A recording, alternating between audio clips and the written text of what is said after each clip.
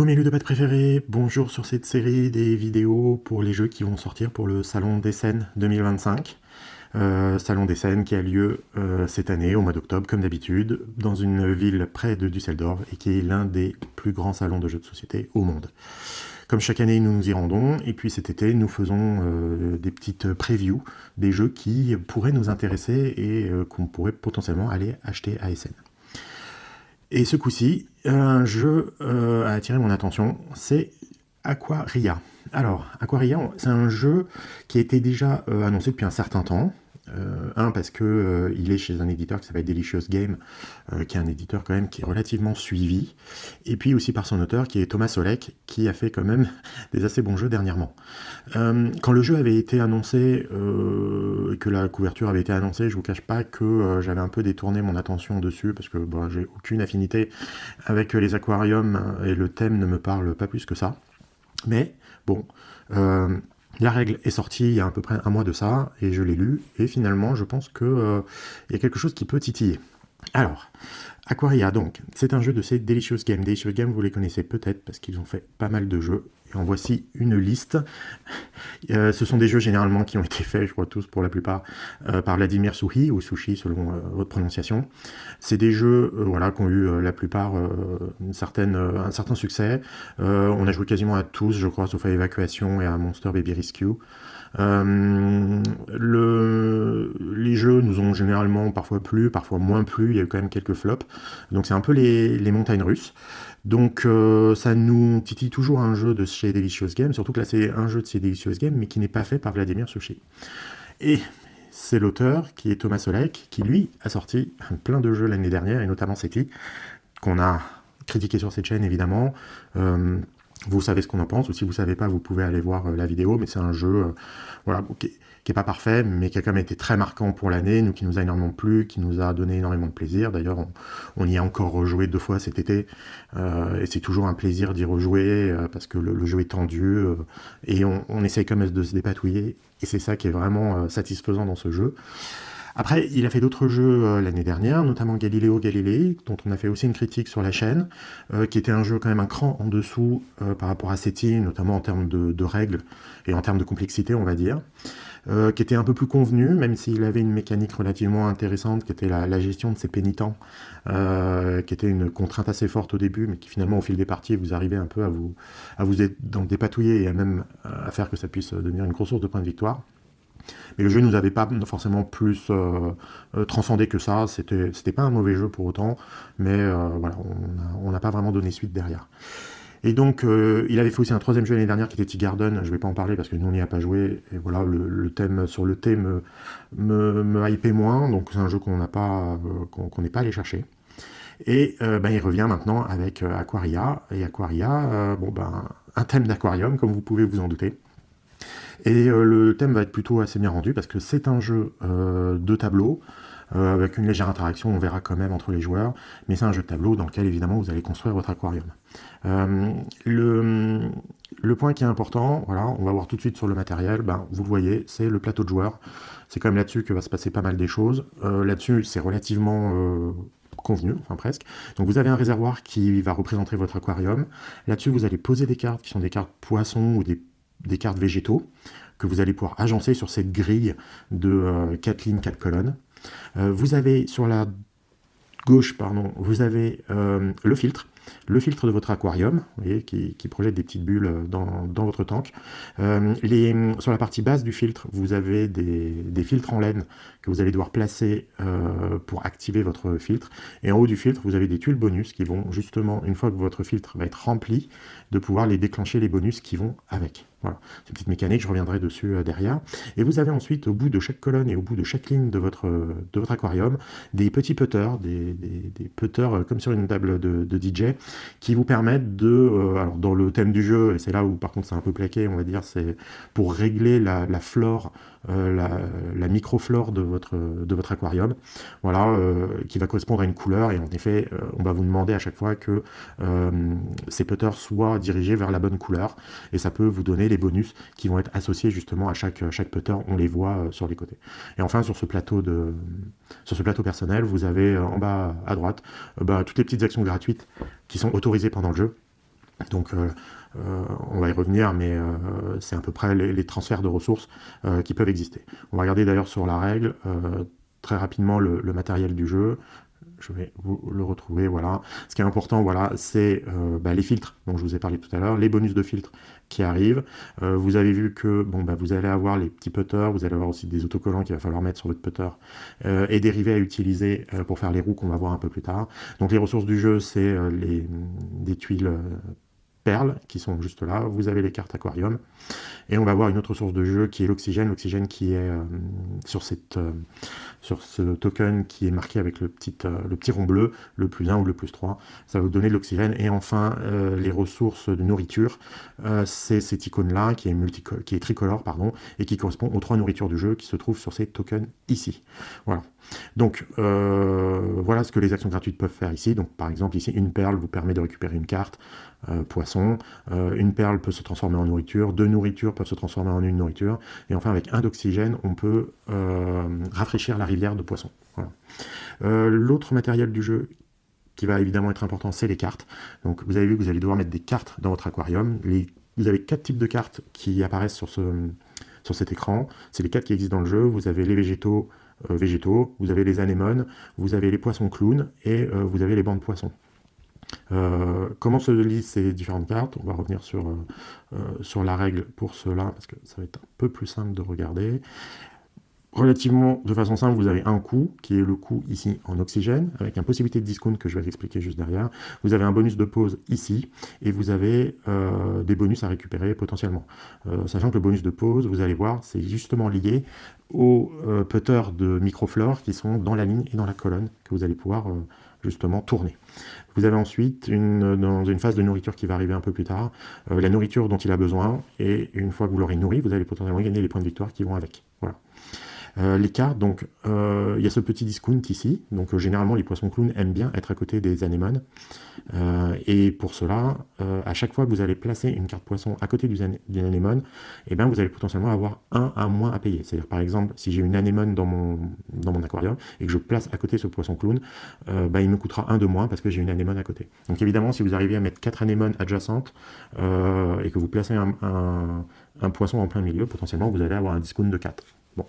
Donc ça, c'est une sorte de petite mécanique du jeu qu'il va en effet falloir bien avoir en tête, c'est que l'aquarium a besoin de poissons, mais aussi de végétaux et potentiellement d'anémones, et c'est cette alternance et ces placements de cartes dans votre réservoir qui va faire que vous allez avoir des discounts ou après plus ou moins de points de victoire. Donc évidemment, quand vous avez placé le poisson, on a vu que sur un des bonus de placement, c'est de pouvoir tourner ces putters-là de la colonne et de la rangée et qui vont vous permettre de les mettre dans la position que va vous demander le jeu. Alors, comment on sait la position du jeu? Justement, c'est un peu plus tard, c'est sur le plateau d'action. Sur le plateau d'action, donc ici vous avez un plateau d'action avec des roues qui vont tourner. Vous avez aussi un ordre du tour qui est juste là. Et vous avez justement les demandes en tant que microflore pour chaque tour.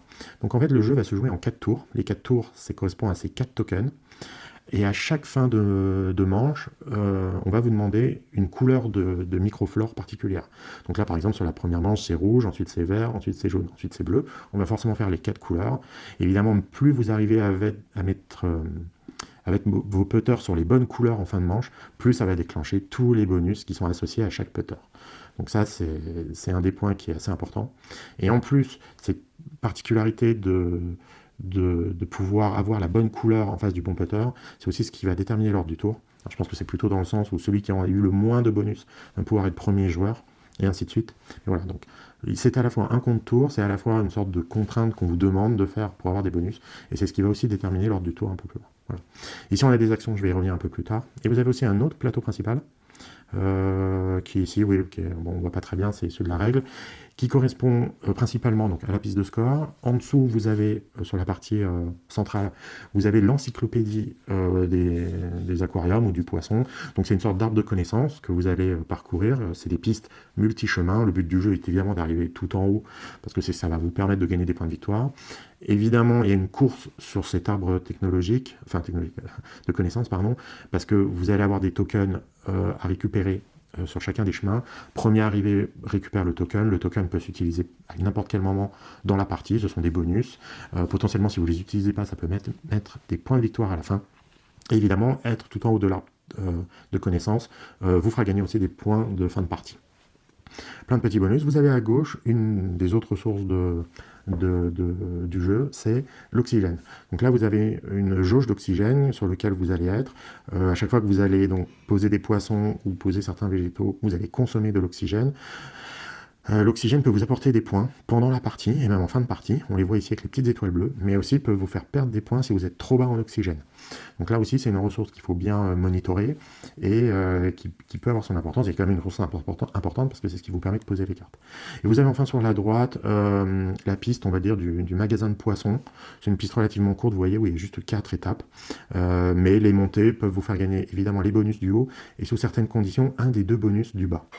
Ce qui est important aussi à dire, c'est que quand on monte, vous voyez qu'il y a toujours une possibilité donc, de tourner des putters de microflore. Donc ça, c'est pour les objectifs de couleur, on va dire. Et vous avez aussi cette icône bleue. Cette icône bleue, ça veut dire justement de pouvoir prendre le bonus du niveau sur lequel votre token est sur l'arbre de connaissances. Parce qu'en fait, sur l'arbre de connaissances, vous récupérez des jetons, mais par contre, l'emplacement sur lequel vous êtes, vous n'interagissez avec qu'à partir du moment où vous avez cette icône-là, qui vous permet de prendre le bonus sur lequel vous êtes.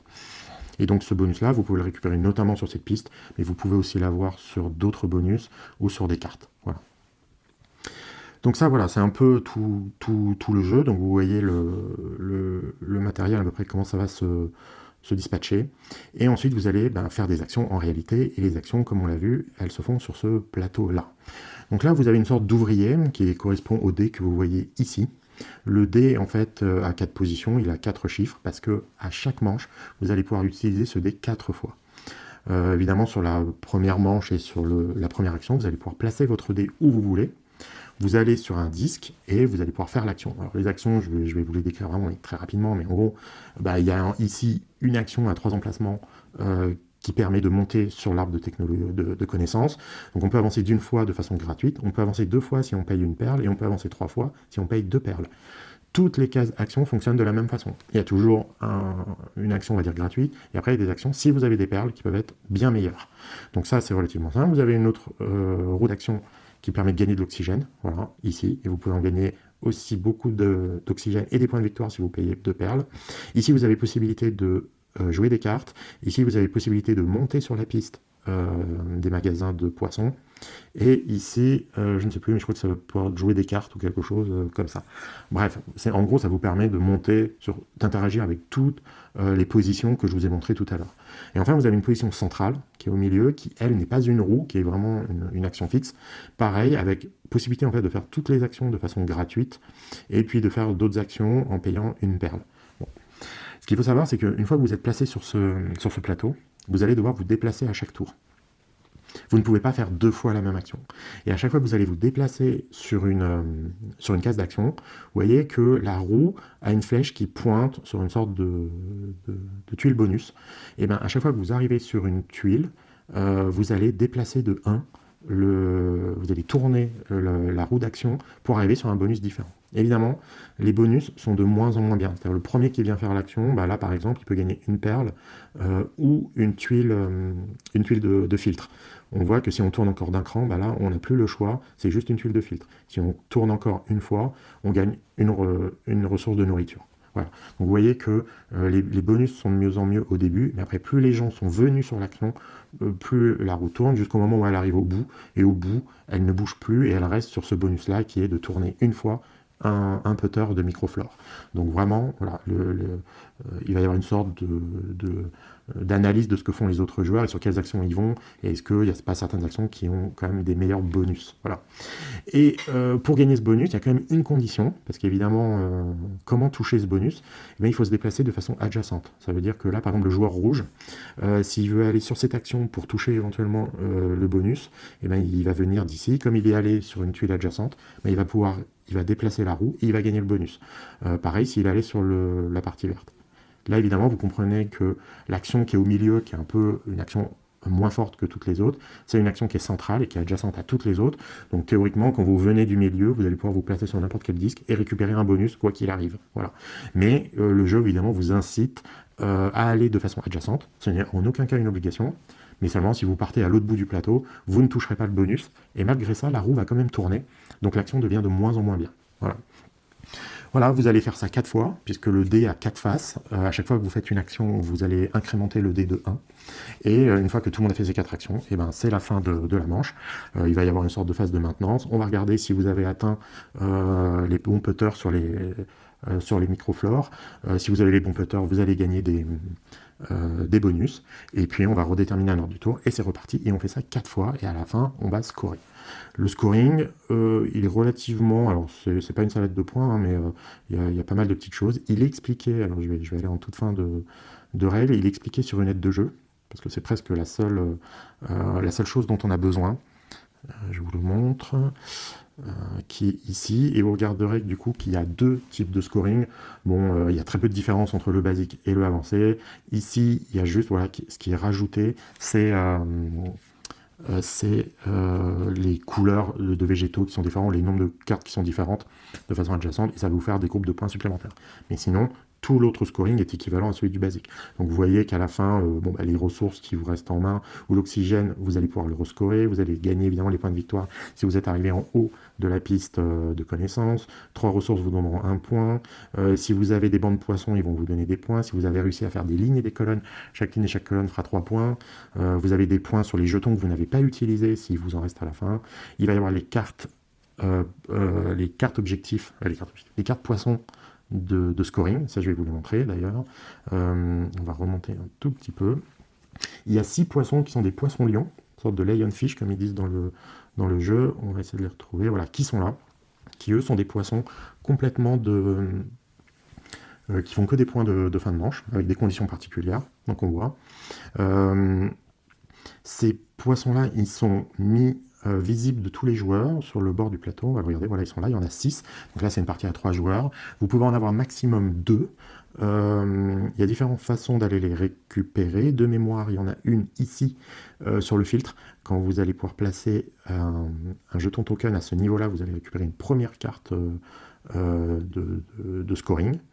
Et puis, je me demande s'il ne doit pas y en avoir non plus sur cette piste-là ou à un autre endroit. Mais donc, vous avez plusieurs possibilités pour aller chercher ces choses-là. Mais évidemment, il va falloir monter sur les pistes et monter à différents endroits. Voilà. Et ces cartes-là sont du pur scoring de fin de partie. Donc voilà, on va ajouter tout ce que je vous ai montré et ça va vous donner ce scoring. Voilà, je vous ai à peu près dit de façon basique. Ce que j'ai pas dit non plus, c'est que quand vous arrivez à remplir votre filtre, vous allez déclencher toutes les tuiles bonus qui se retrouvent là. Ça va se déclencher éventuellement à la fin du tour où votre filtre va être rempli. Vous gagnez tous les bonus qui sont ici. Ça peut être des bonus assez importants en réalité. Par contre, une fois qu'ils sont touchés, le filtre repart de zéro et vous allez devoir le reconstruire entre guillemets pour retoucher à un moment d'autres bonus. Voilà. Vous avez plein de petites choses comme ça, plein de petits bonus à récupérer à droite à gauche. Et c'est ça qui va donner le flow du jeu. Ça va devenir de mieux en mieux. Et évidemment, ce qui est important, c'est l'agencement de ce qu'il va y avoir dans votre réservoir. Donc voilà, donc c'est un jeu qui est peut-être pas forcément ce qu'on cherche tout le temps, parce que c'est un jeu quand même de tableau en bonne partie, mais voilà, qui a quand même pas mal de choses à prendre en compte. Il y a l'agencement de ces cartes, il y a les putters de microflore à gérer avec les bonnes couleurs au bon moment, si on veut déclencher des bonus. Il y a quand même une course sur la partie arbre de connaissances, parce qu'il y a quand même des jetons très sympas à aller récupérer et qui peuvent vraiment vous aider. Vous avez la gestion de votre oxygène, vous avez les actions qui se bonifient ou qui au contraire viennent de moins en moins bons. J'ai peut-être pas dit, mais en effet sur la piste d'action, vous avez une partie rouge, qui est une partie où là on touche les 2 bonus au lieu des premiers qui sont ici. On va sur cette partie rouge uniquement quand les actions à la fin d'un tour n'ont pas été utilisées ou très peu utilisées. L'action qui a été la moins utilisée, elle va commencer sur cette partie rouge. Et donc vous l'avez compris, là, on va directement, le premier qui va venir ici, va directement toucher le double bonus. Voilà. Donc c'est beaucoup mieux que ce qu'il y a là. Donc les actions qui ont été les moins choisies sont bonifiées au tour suivant. Et évidemment, l'ordre du tour va avoir son importance. Et vous allez devoir vous adapter, évidemment, avec est-ce que j'ai besoin de faire cette action ou est-ce que j'ai besoin du bonus pour aller le récupérer. Donc voilà, donc il y a quand même une petite interaction sur cette partie plateau, même si les emplacements ne sont pas fermés, on peut être plusieurs sur un emplacement, voilà, mais un emplacement qui a été utilisé est de moins en moins puissant, entre guillemets. Donc voilà, c'est plein de petites choses, c'est pas inintéressant. Moi, le thème finalement qui ne me plaisait pas du tout au début, finalement je le trouve, même si voilà, c'est ce plateau d'action, bon, on ne sait pas trop à quoi il correspond dans l'aquarium. Les filtres, bon, les fils de couleur, là, on ne sait pas trop à quoi ça correspond dans la vraie vie, mais peu importe. En tout cas, le thème avec les poissons, les agencements, qu'ils ont besoin de végétaux, qu'il faut que le réservoir soit propre, donc il faut que vous utilisez votre filtre, il faut que vous ayez de l'oxygène, ce qui vous permet de rajouter des poissons. Ça, c'est relativement cohérent, et finalement, ça peut être assez plaisant pour ceux qui aiment ce type de jeu, et moi, je ne suis pas forcément contre d'essayer, parce que je pense qu'il a une sorte de puzzle qui va être assez tricky à réaliser, parce qu'il y a quand même beaucoup d'autres choses à gérer autour, en plus de ses ressources et en plus de son agencement. Il va demander quand même une certaine attention.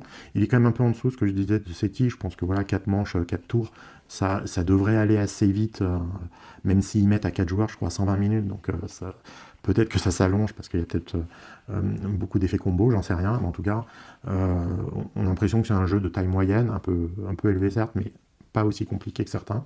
Donc ça peut se tenter, voilà. Et donc on va potentiellement en récupérer un pour l'essayer et vous dire éventuellement ce qu'on en a pensé. Voilà, c'était la vidéo sur Aquaria, en espérant que ça vous ait plu, et à bientôt, peut-être pour une autre vidéo. Ciao!